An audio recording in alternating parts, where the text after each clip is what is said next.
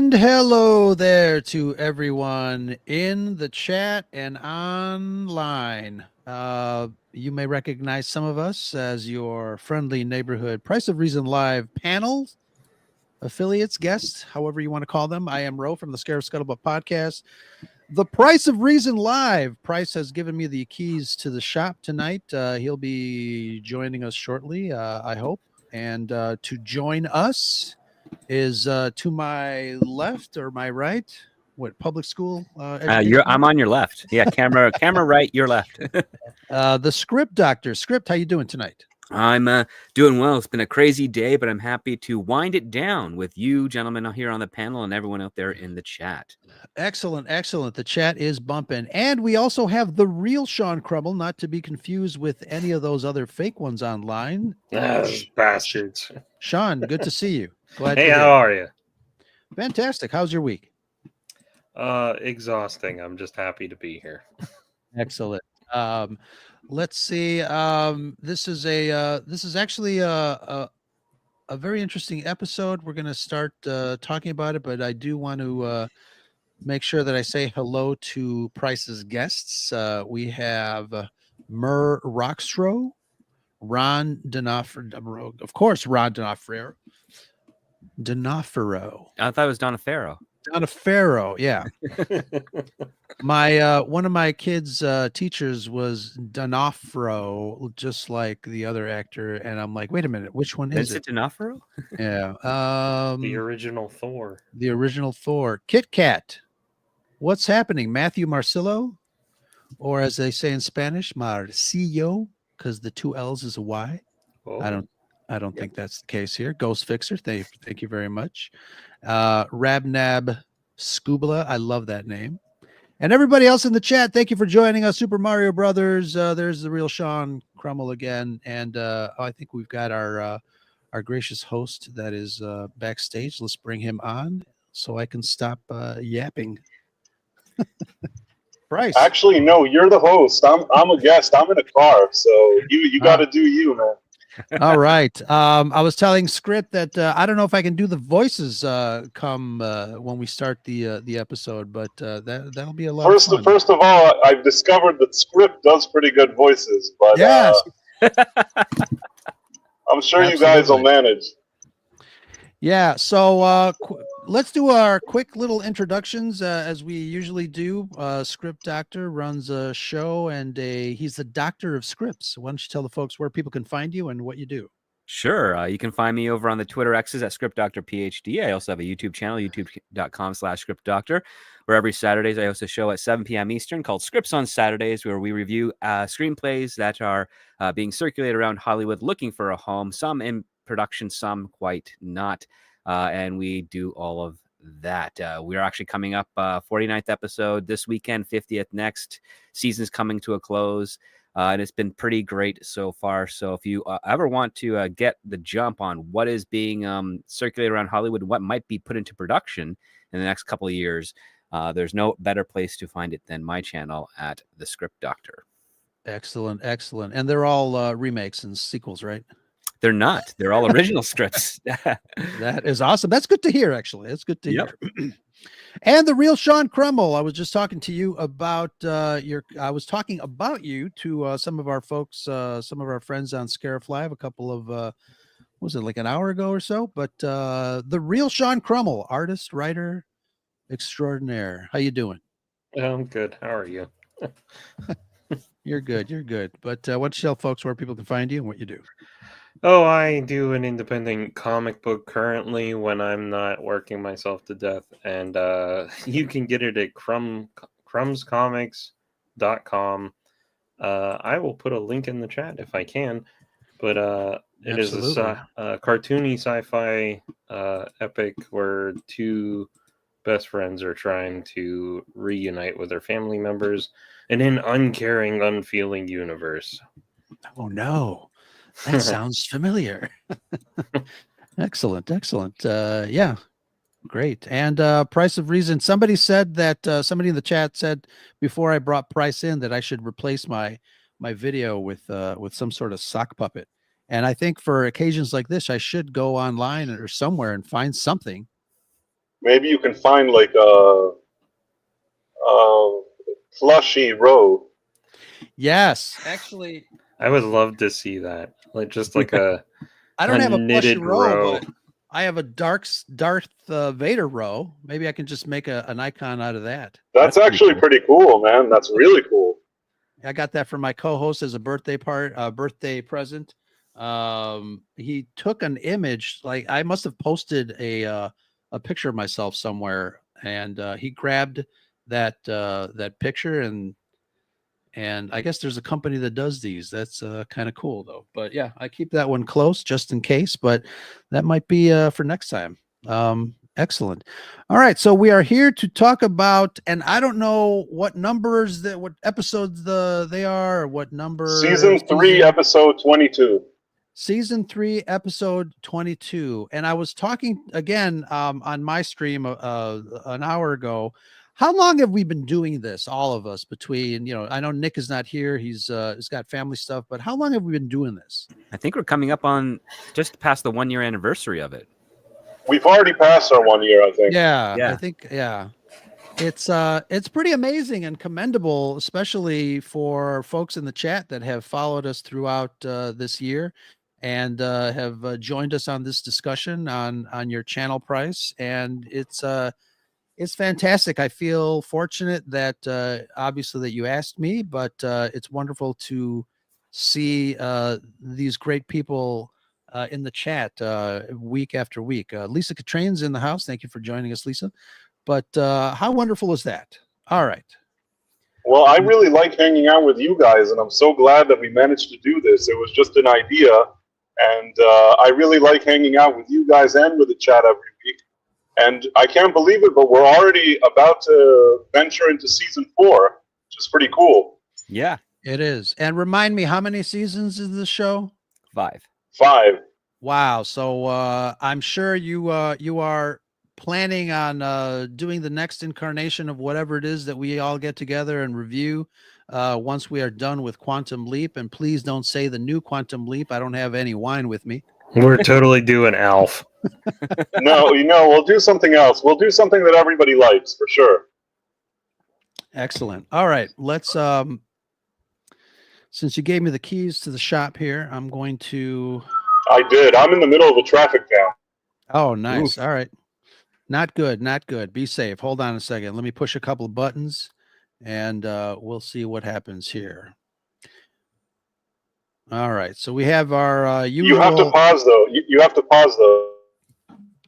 Yeah, I'm going to scrub too. So obviously. Right. You have to pause and scroll. The thing is, if you don't pause, they very quickly get upset. Interesting. All right. So obviously we got our open and we can follow the action. Like they'll file a claim within an hour. Seriously, no joke. Oh, wow. So last week we did the episode. I know last week was Halloween Thanksgiving. But the week before that, when we all got together, we did the episode where he was in the electric chair, correct? No, that was the episode before that. Last week was the bomb shelter. Right, the bomb shelter. The last episode was the bomb shelter. Yeah. Yeah. So we discover that Sam is laying down in white, and obviously it seems like he's in distress because this gentleman, the orderly, is about to give him some electric shock therapy. We see a little of this scene in the previous episode, obviously, to set it up, but he's in a white room.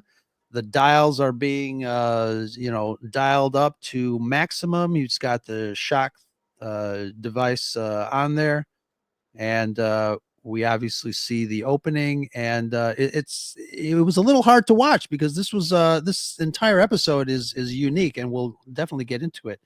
All right, so we got the open. He does his thing. Let me scroll a little past here. The name of the episode, as you mentioned, is Shock Theater. Yep. Directed by Joe Napolitano. Yeah, Mr. Napolitano. I'll be honest with you. I was a little disappointed that it had nothing to do with B movies or late night movie watching. Yeah. Because that is a good title. But it's also, I think, based off of the whole shock therapy It is a unique episode, though. Yep. Yes. We also have. I think what's funny is the guy who plays the orderly. If I'm not mistaken, is his name is Bruce A. Young, and he is actually the character of Tyrone in Naked Gun 33 1/3, The Final Insult. And his joke is that before he entered the prison, he used to be a white guy. Oh, that's hilarious! And now here he is as an orderly that's messing around with patients who punch him. This whole cast is like known actors, right? I recognize him. Like each character that came on, I was like, oh, I've seen them. Them. Yeah, David Probal, who's a great character actor. He's been around for 40 years. So like, yeah, he's cool as the doctor. Well, we get to see Verbena Beeks, Dr. Beeks, who we've heard about a few times. Yeah, I like to see her in this episode, and she's played by let me just pull it up here. Candy Ann Brown. Candy Ann Brown, yeah. And this was written by Deborah Pratt. Yes, which I do have to say, Deborah, please don't ever write a rap song again. We'll get to that in a second. I showed you my note before we started, but it's we'll see. So obviously they wheel him back into the general population after his shock treatment. And I forgot is this the doctor? No, he's a student who is going to medical school, and I guess he's like a porter or some type of aide. Right. Yeah. Going on there. The nurse has been here for like a decade.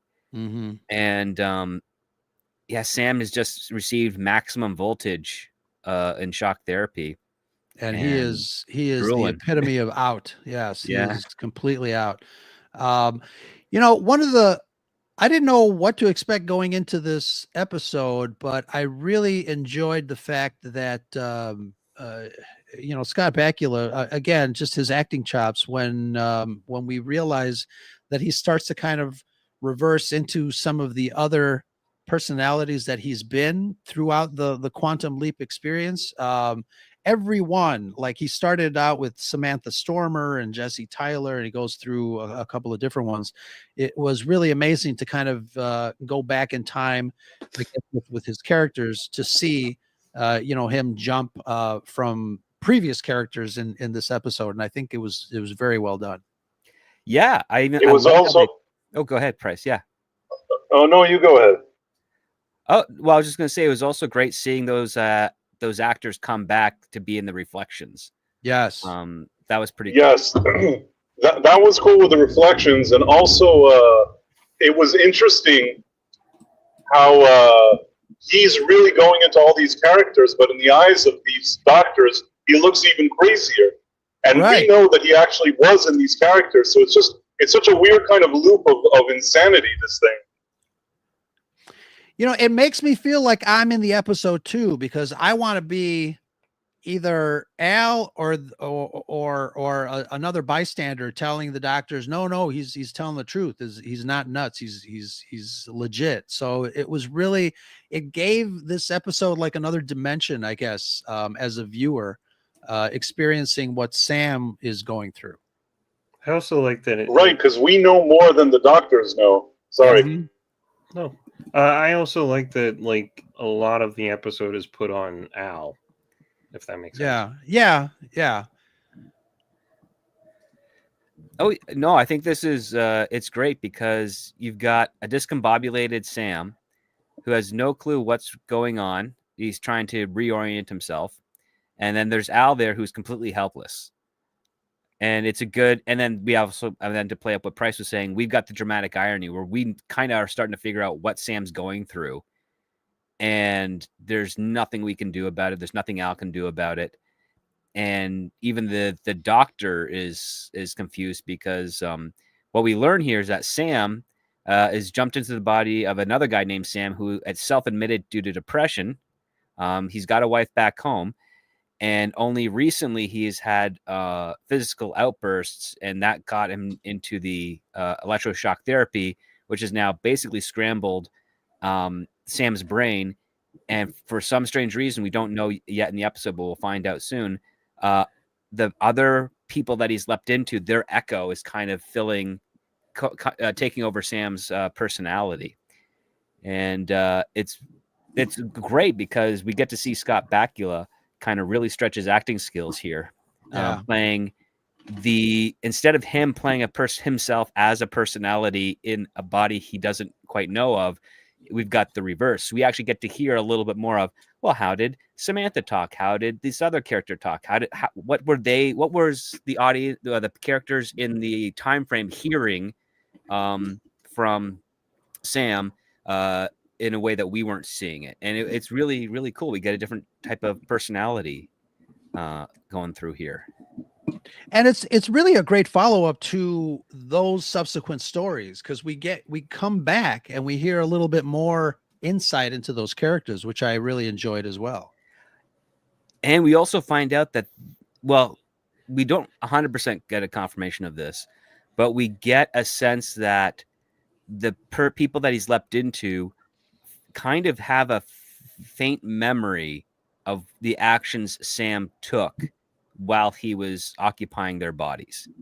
Mm-hmm. Yeah. So this is when he turns into. This is where she sees Samantha, I think, for the first time. Yeah. I honestly did not catch on to the fact that that was the same girl from before. It took to the second personality before I realized what was happening. Yeah. That, these reflections are quick and dirty, but they're so effective because of the certain camera moves and when they back off on this shot, and you can, obviously he turns around, you hear his voice, and then she's mouthing it. Really well done, even with the other ones too. When later on, when Jesse Tyler appears, really, really great little gimmick. And I like the flashbacks. Yeah. I also think it was pretty cool that they did that trick with the comb where he's combing what he thinks is his actual hair, but it's not there. Yeah. And it's not there in twofolds because we don't know what this other Sam looks like because he's seeing the reflections of the other people he's leapt into. Oh, yeah. We never actually see the guy, do we? No, we don't. I don't think we do. Mm-hmm. And what also is funny, like it's one of the other, Tibby actually ends up seeing Al. Yes. And Sam. And yeah, technically, yeah, he kind of recognized that Sam's not the same Sam. Yeah, and he so says, he goes, "Oh, you can see me," and I love that. That was pretty ingenious. And Al even says, he goes, "Kids and animals and whatever it is that you are can see me." And then he asks everyone, "Can anyone else see me?" And then a bunch of people just raise their hands. Yeah, that was good. Yeah.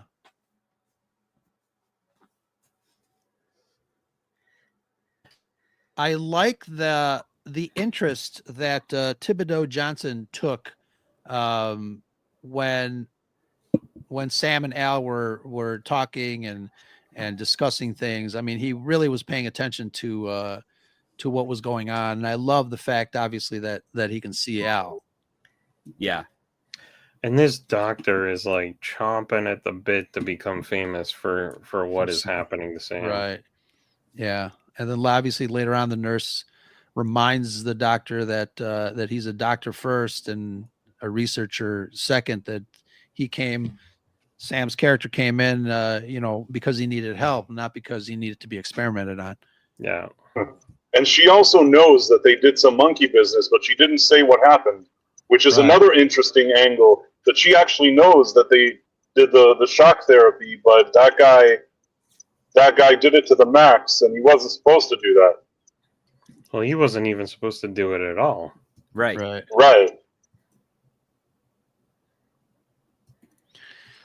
And I had a question, and maybe, I don't know if it's too early to ask. Plot hole. Oh, you know what?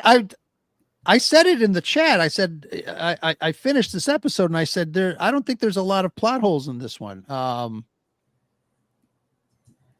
Again, it was very well designed. The story was very well planned out.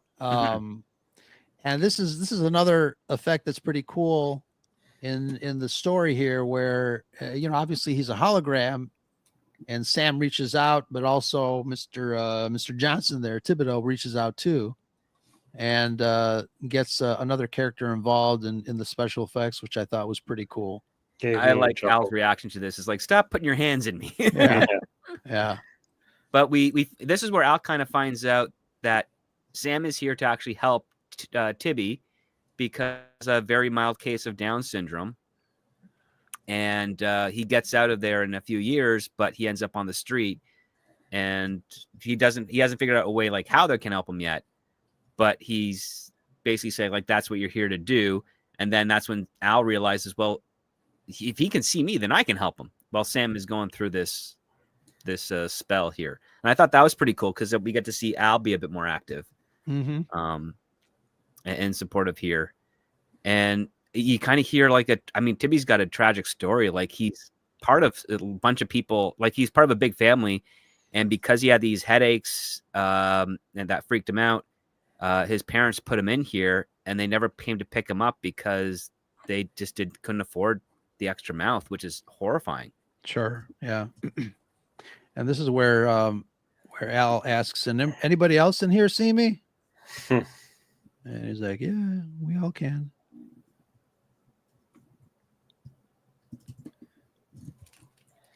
Have any of you guys ever wondered, every time Al calls up the portal to leave, he just happens to be standing right next to the exit? Yes. That's very interesting. He never bumps into the wall. Yeah.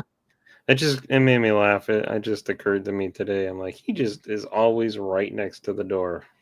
Yeah. Well, that's probably done primarily just because it's cheaper on effects, but it would have been fun to see the one time where he presses the hand link and the door opens and it's like way over there. It's like, he has to like walk a little bit. He has to walk. Like, we got like 30 minutes, man. Let's make this happen. He has to be right next to the door.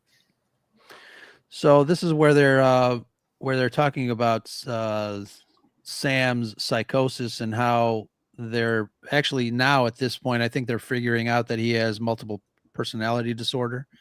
And that they're discovering that he is multiple people. And it was kind of a new thing back then, right? I forgot. Relatively new. Yeah, probably. This is in the early 1950s. Psychology, as you know, is probably only like 45 years old, really, or at least considered taken seriously for the last like 25 to 30 years. So yeah, it's still relatively new, as all medicine tends to be. Sure. And yeah, that doctor is really fascinated by it because he's saying it's a far more complex form of multiple personality disorder than he's ever encountered before because there's such a detailed history to this personality. I really like that they set it in the 50s. So like every character that they reference is in the future. So the doctors pick up on his like fascination with characters or personalities being from the future and having experiences, and this is where he actually asks Al if he is in the future, which was kind of interesting too. And I was like, yeah, you're in the future.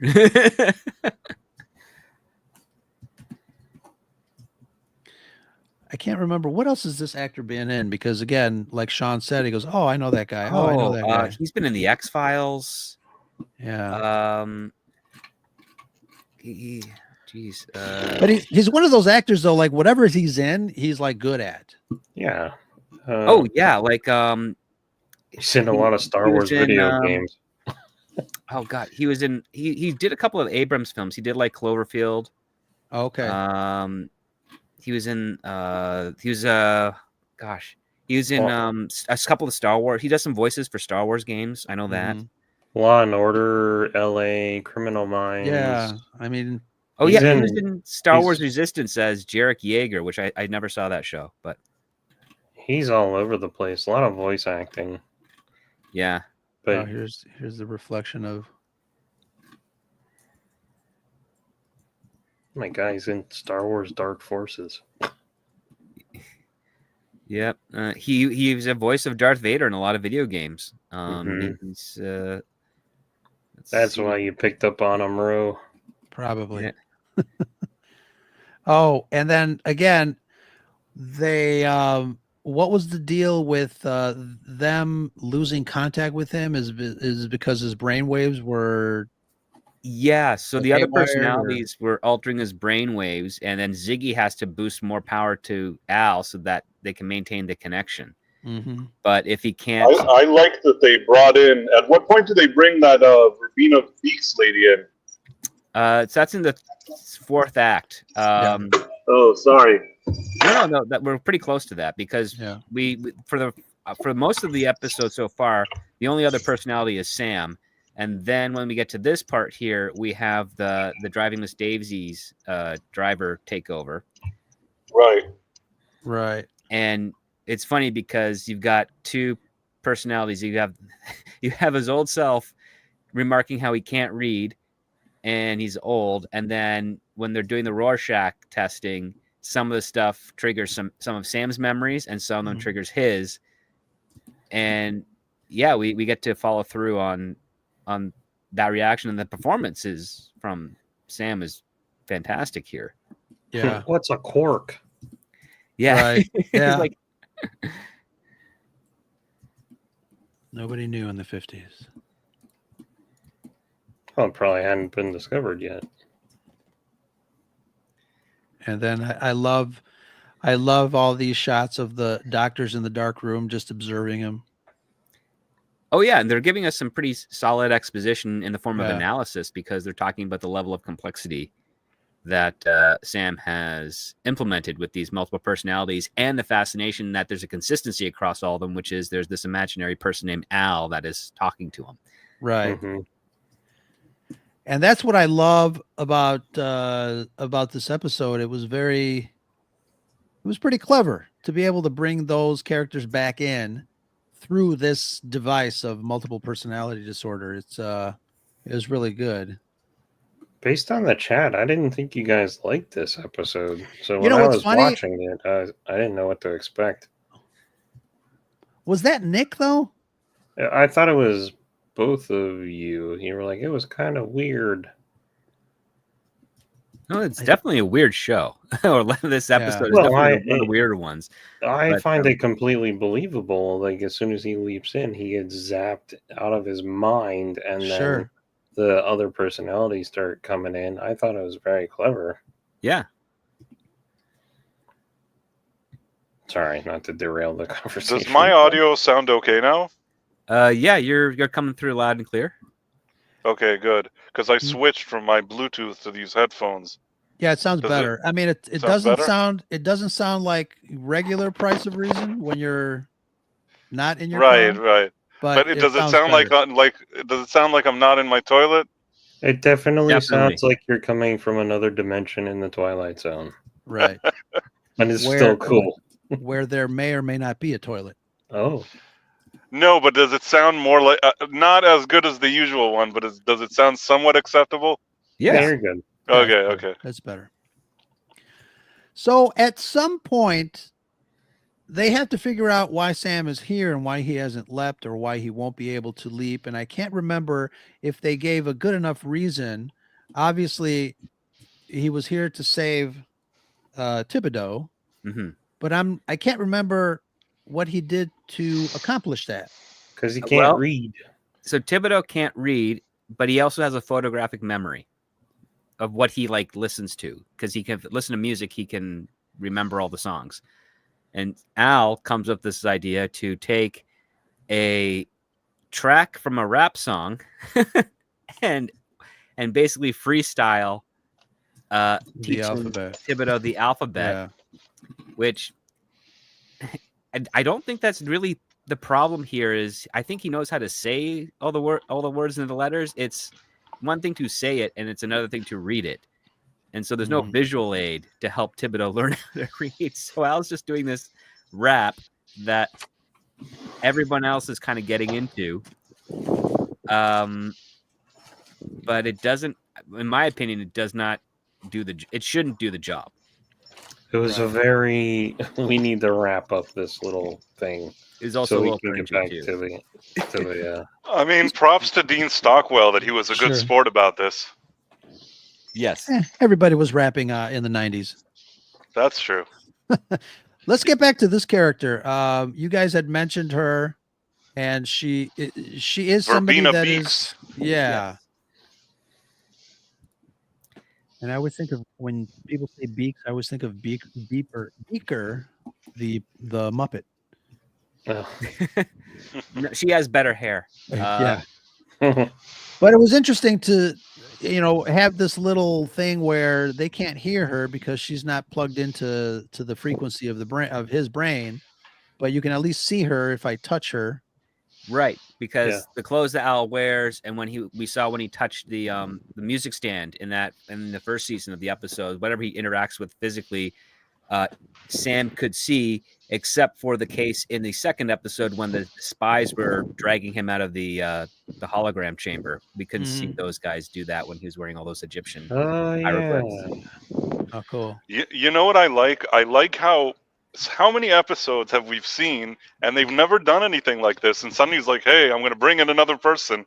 And it's just because it's so sparingly used when it's done, it's so interesting. Yeah. Yeah, they could have solved that whole, when they were losing funding issue, 2 seasons ago. They could have just brought a judge in and held hands and talked to Sam. Oh, yeah. But can she even see Sam? Or is she just holding his hand to that's a good question. Obviously, the actress is seeing somebody there, but they can see Sam. They can see Sam because it is a hologram. It's a hologram being projected there. The interaction is the only thing that's not available because, again, back in the second episode, Al is standing there, and he's kind of subtly signaling that there's a committee around him, and they can see him. And then Ziggy is remarking how Al is wearing a coded message to Sam to read. But they can't hear. I don't think they can technically hear Sam, but they might. That's a little bit on the dodgy side here. Gotcha. Price, you've got some wind coming in through your mic, but I wanted to ask you guys in the panel. One thing I noticed, obviously, these two characters are wearing red, and throughout the episode, obviously, we are in a very plain room, off-white and dirty white and stuff like that. I think. What do you guys think of the juxtaposition of colors between our main characters, I guess, but everything that's I'll call it in the hospital is just very muted and very, colorless. And it definitely seems like Al is kind of his anchor to reality. But I don't know about both of them wearing the same outfit. Do you guys think it was a conscious decision to have both of them wear the similar colors? Yeah, probably. As just the most, aside from wearing black, red is probably the stronger contrast of the color to the rest of the set that they're in, the bleak set. So that worked out. I mean, do you guys think that red signifies something more so than any other of the primary colors? Like if they both were wearing like blue or any other color like that? Well, red is definitely signifying passion and love. Yeah. Blue, calming, usually. Sure. Same with yellow is a different type of calming. It's also a sign of cowardice too, so I don't think they'd have used that either. Were you asking if they were both Al and Verbena Beaks were wearing red on purpose? Both of them? Was that the question? Yes. Pretty much, yeah. I think just because she belongs with him in the future, it's just kind of easier. I don't know. It sort of makes sense. I thought it was pretty cool that they're both wearing red. It didn't bother me.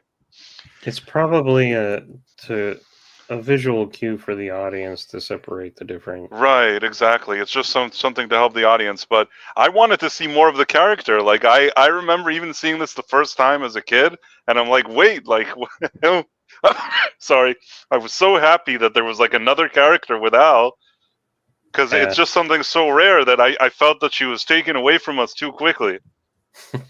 Yeah. Sure. Yeah.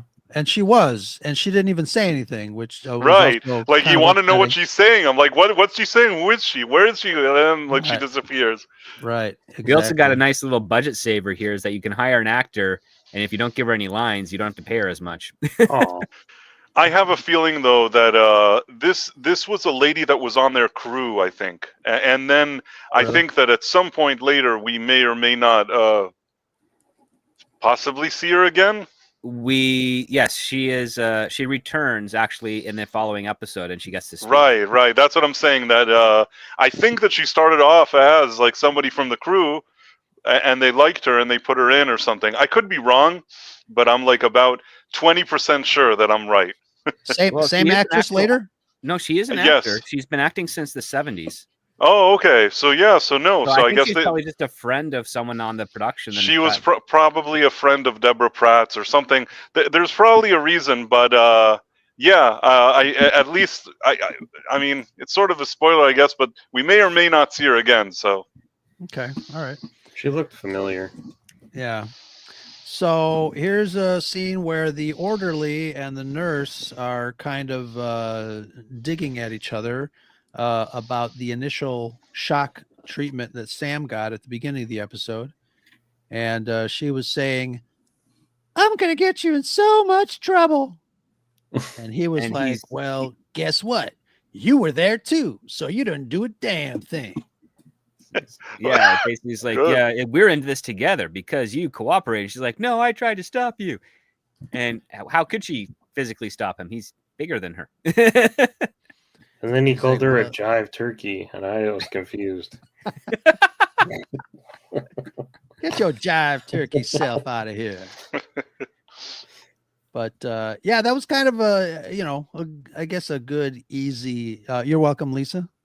Lisa says thank you for the voices. I try. I can't follow up price, but and script, but I'll try. But yeah, this was a good way of kind of having the nurse stand her ground when it comes to the morality of what's going on here. She obviously has issues with what the doctor wants to do, and obviously she's got issues with what this orderly has done. So it's kind of a good way to make her be the representative of I guess like the good guy, so to speak, in this part of the story. Yeah, man. Yeah. All right, so she by the way, I forgot- thought your voices were good, Ro. I like yeah. your voices. Yeah. excellent. No problem. I enjoyed them. So I forgot. Oh, okay. So Jimmy has now surfaced as one yes, of the personalities here. yes. And this, I mean, here's the thing about, we talk about the his performances on all of these episodes that we talk about throughout the week, but this one, when he walks into the door, he's holding his arm, and I think if I recall, the character had done that one or two times before in that previous episode, but I don't know who he is at this point. But you can tell that he is somebody different than he has been throughout the episode, and we're tail end of the episode, and it's really great. And then he's got the reflection, and they go back, and I think the other actors came back. This is a shot of the actor back in the episode. I don't think he came back for this shot, right? No, this is clearly a cut from that episode. Because you got the dreamy stuff no, that around is. it. He's got the Bullwinkle shirt on, which is cool. Yeah. No arguments there. Oh, Yeah. maybe this is new. Right? Yeah, that looks lost new. weight. Actually, in that shot. I got Bullwinkle nice. on my shelf. Very nice. So Yeah, that's new. They actually brought him back. yeah, so that's pretty cool. I have to think that this was like one of the better episodes for Scott Bakula to go through, just because he definitely sunk his teeth into all the roles, and I think when actors get a chance to do that within one, episode, it's I can imagine how wonderful it is for them to be able to perform that. It was a tough episode to sell, and again, they rely on acting both from Scott Bakula, also Dean Stockwell, that had to do more heavy lifting this time, and Yeah. I think that they both do really well. Yeah, I forgot. What are they talking about here? Anyone want to do voices? This is talking. Okay, so Al has figured out how to get Sam back home with Ziggy, and he basically says he has to take another treatment of shock therapy, the exact strength as what he received earlier, and Jimmy is terrified because he doesn't want to do it again. Yeah, it's pretty, and it's getting desperate right now because Al's losing his connection to Sam. Yeah.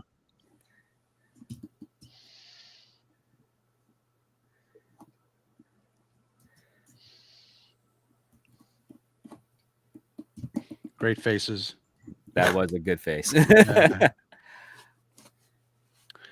And so, yeah, like they're just having an argument back and forth where Al's like telling him, like, if you don't do this, you're going to be trapped here forever. You'll never leap. And it's nothing that they can do anymore after that. I love the stakes here. It's so simple, but the fact that he fades in, fades out kind of reminds me a little bit of a Back to the Future situation, even though it's different. But that stuff works on me. Like, if you want to, cause me to feel things, like the fact that Al's disappearing and then, like, you can tell that Sam's in danger, it really works on me. And then Sam is just like, George. Yeah. What a great scene. Lisa's got a comment and I'm not sure here. Has Scott Bakula ever won an Emmy for this show? I'm sure he has, hasn't he? He was nominated 4 times. I know that for sure. But if he didn't win, what the heck? That's a travesty of justice. I think that they kept nominating him and Dean Stockwell like every season. The only thing is that especially then, science fiction isn't always what they like to give awards for, which is really a shame because they gave such good performances, and the fact that they would continuously nominate them and I suspect not give them the award is really, really crappy. I think that he did win a Golden Globe for Week, though. Yeah. Right. No, and I think Dean Stockwell, I believe, did as well. Basically, they kept getting nominated for Emmy and Golden Globe. Golden Globe, they threw them a few of those, and Emmy just nominated every time, and they wouldn't give him the award. And I again say, if this was like a show that was more of a standard non-sci-fi show, I feel like at that time they would have given it to him. Sure. Yeah. Yeah. If there were more cops and murders that they had to solve, they would totally give it to him. Yeah, it's really unfair because I think that this, if you think of this year of like the late 80s, early 90s, I can't imagine people on network TV giving much better performances than what we see on this show. And I'm not saying it just because I like the show. I think that their performance week in, week out is phenomenal. Sure. Yeah. So he's flipping out, and the doctor's like, let's give him another shock treatment. And the nurse is like, no, we can't. He's suffering so much. And the doctor's like, prep him. Yeah. So they take him. Your doctor's like, bring me Peter Pan. This is a great shot. It's raining. You've got the frame of the window in the foreground. You're peering into the room. Again, it gives you this sense of dread. You're the audience, helpless. He's being tied down. You want to be able to help the character, but you can't. Go ahead. I love that it was raining the entire episode, especially when they were doing the shock treatment. Just seeing the water on the glass adds like another subconscious level of like, oh my God, this is terrifying. It really does. So totally here horror somehow flick shop, the nurse kind of like picks up the desperation in Sam's voice to do this, and while the doctor's berating the orderly for doing it initially, she kind of plugs him in, which is a nice contrast because she was against it from the beginning, so now she's the one that's going to do it and save him, thus reversing whatever damage that was done. Right. Yeah. Remind me, Sam is what's going on specifically? What is the dialogue between Sam and Al that gets her to do what she does, and why is that the final solution here? So Sam is basically saying he doesn't want to lose Al. He needs Al. please give it to me. Please give me the high voltage, etc., etc. And it's just really, it's more so played out of the desperation as opposed to the actual words itself. Like the words have already been spoken. Now he's just begging the nurse to please do it.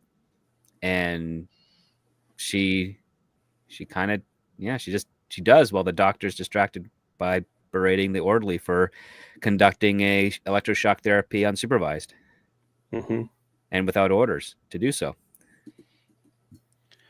Right. And she's really good too at seeing the desperation and the emotion that's coming out of Sam here. You can tell that she's like really torn. And I think you wouldn't be able to kind of extrapolate that from this character if those other scenes didn't happen. You get to a point here at this point in the story where, it's really difficult. You can tell that it's going to be difficult for her to do what she ends up doing.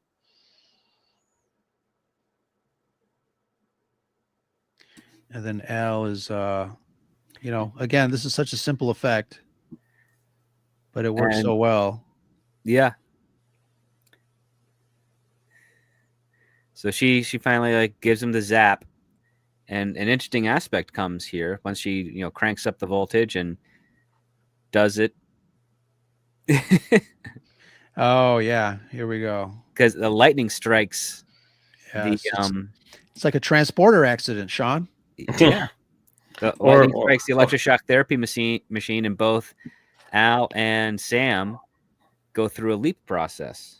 And then the clock tower is destroyed. It's crazy.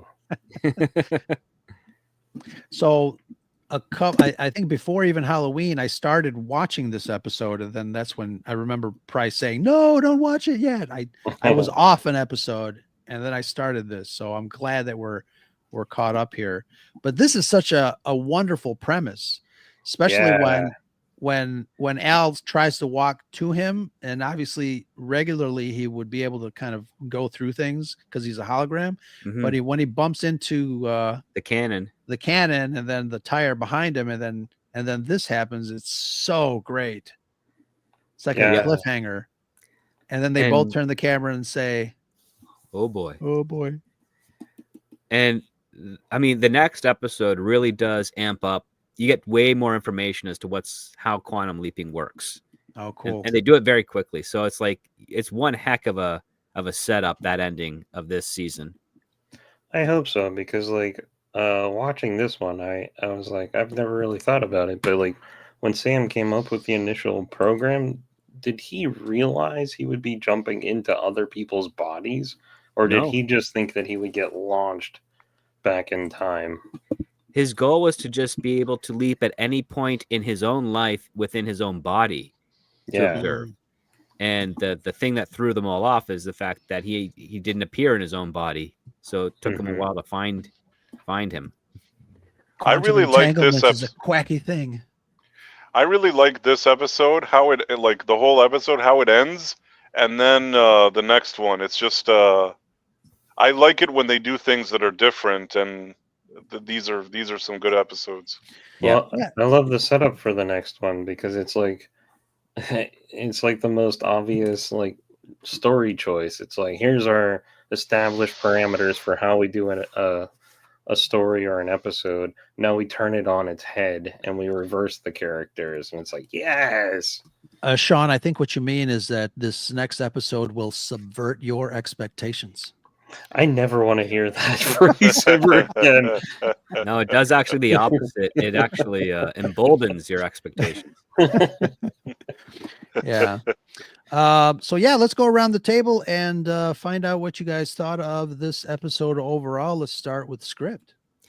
I thought this was a fun and simple episode, and it's really just the interesting aspect of this is that this is primarily setting up for the next episode. That is what this one is doing. It's really doing the legwork to set up for the next episode. Its biggest flaw comes at the resolution for Tibby.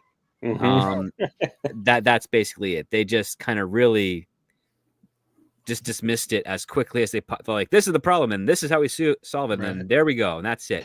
Whereas you get the idea that if they didn't have this multiple personality aspect here, Sam would be physically trying to teach Tibio how to read, the way you probably do by like showing him letters and associating the sounds to those letters and letting him figure it out. And it'd be a beautiful montage of the progress and the frustrations and the desperations and all this stuff. But they kind of stepped on that with this other idea, which I don't begrudge them for doing, but it's like, yeah, you really kind of phoned it in for solving his problem. Oh, that sounds boring. Let's get to the crazy stuff. Yeah. So, Sean, what about you? I fully agree. The weakest part was wrapping that up. To not use a pun, No pun intended. They wrapped it up. I don't know. It was very amusing. I like that Al had to do more. I like when we see Al's like one of my favorite characters. So like anytime he's on screen, I'm happy. So giving him more to do, and then kind of like this next one's going to turn the dynamic on its head to the nth degree or whatever. So like going in that direction where he ends up having to solve the problem over Sam, I think is great. And yeah, I agree with everything Script said. The weakest part is just wrapping that up far too quickly. Sure. Price, what about you? What'd you think of this episode? I tend to agree with what you were saying. The part with Al and the rap, I mean, that kind of, was a very convenient and kind of wobbly resolution. But you know what? It's such a good episode that I even let that slide. Like, you got to see Dean Stockwell rapping. Come on, you made an effort. Sure. It's like seeing C-3PO rap. Just me. Okay. Yeah, I mean, like a video game or something.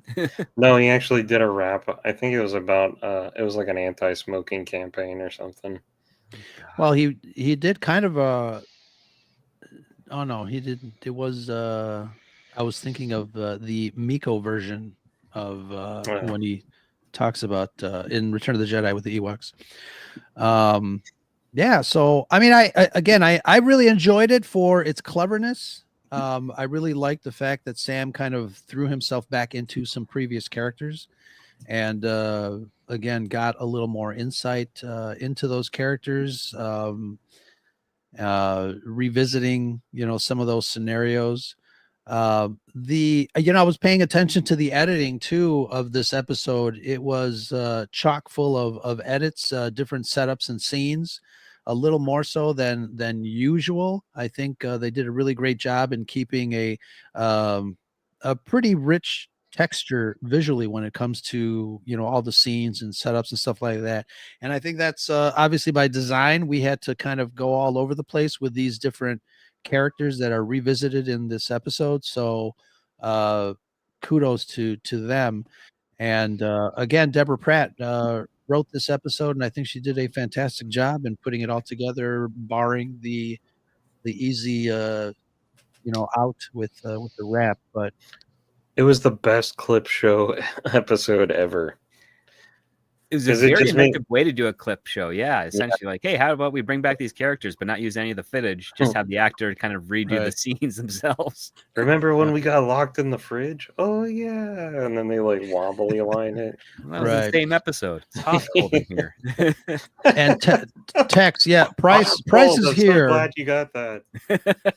Tex, Price is here, but he gave me the keys to the shop. He's out and about, but he's here. He's here. Yeah, no, why? He didn't notice that I was here? No, he says, why is the order different? Was I running the show today? But he's... Yeah, no, Ro is the host today. I was a panelist.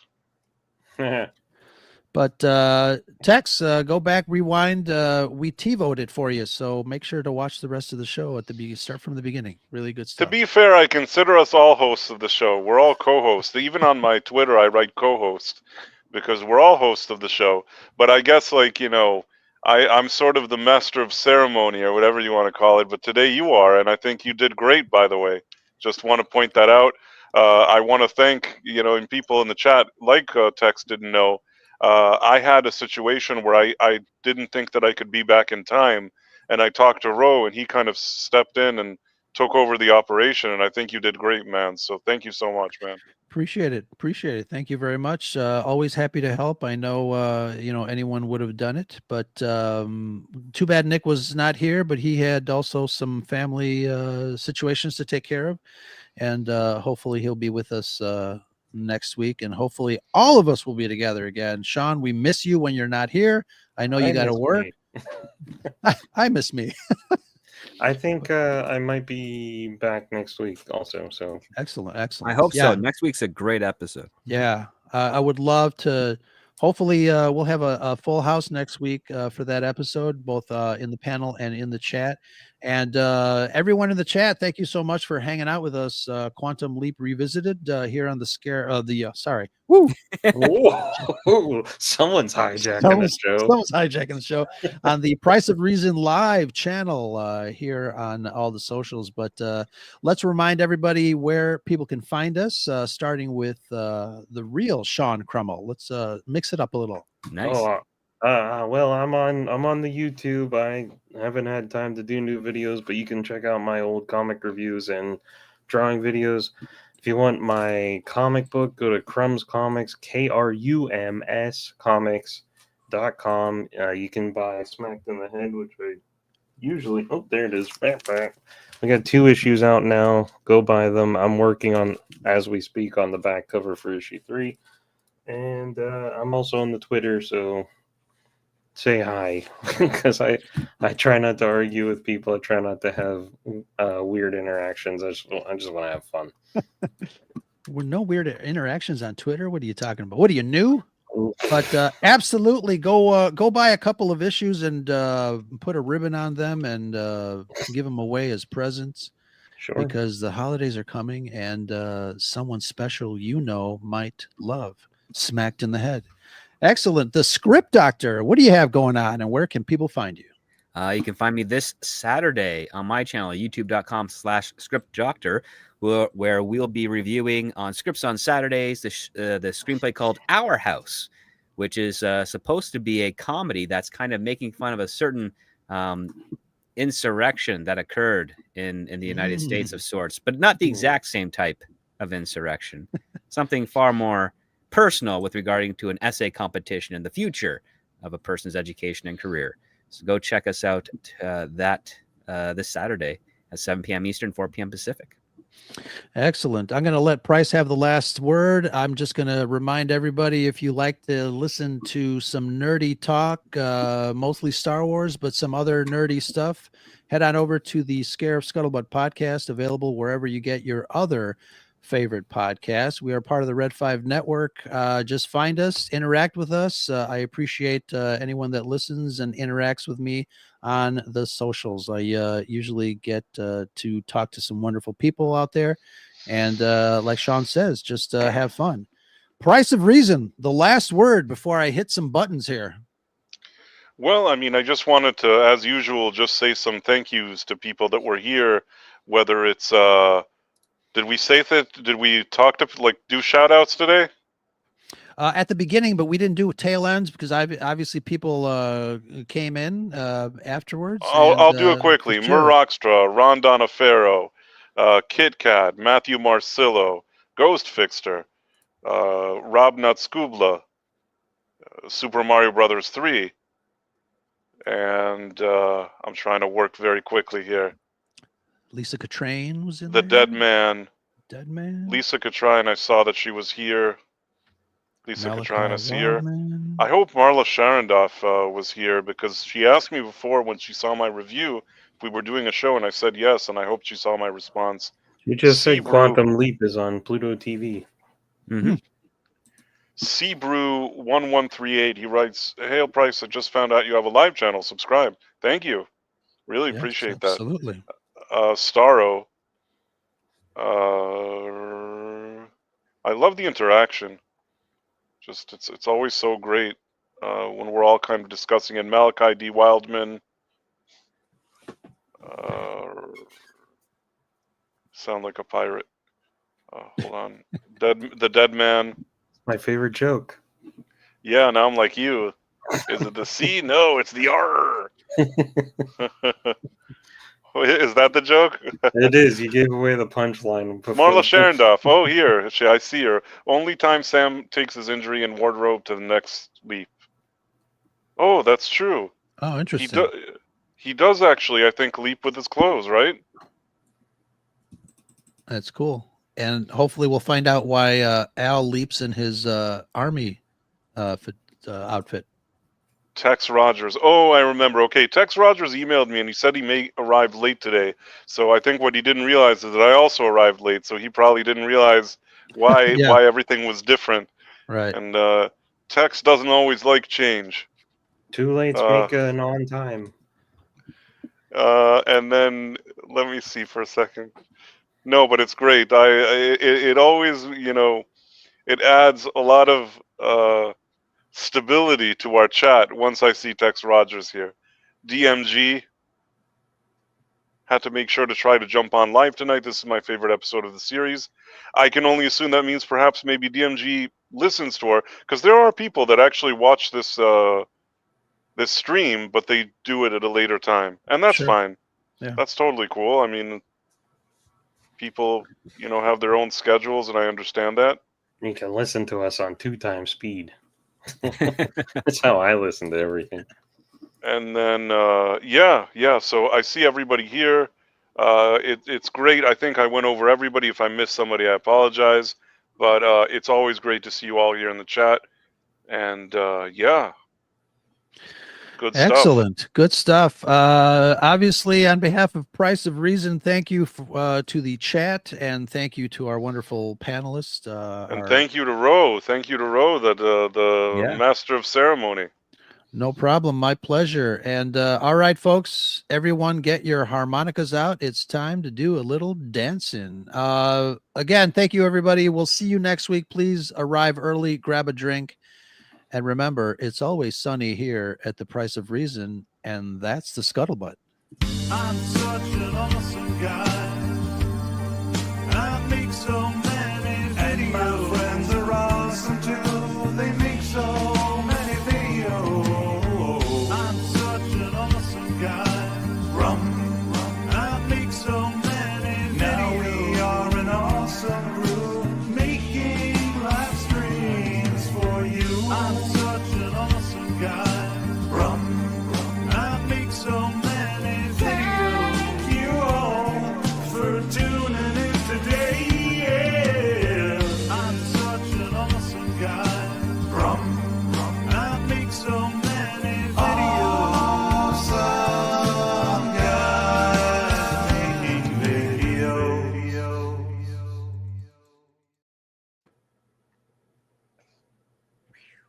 Excellent.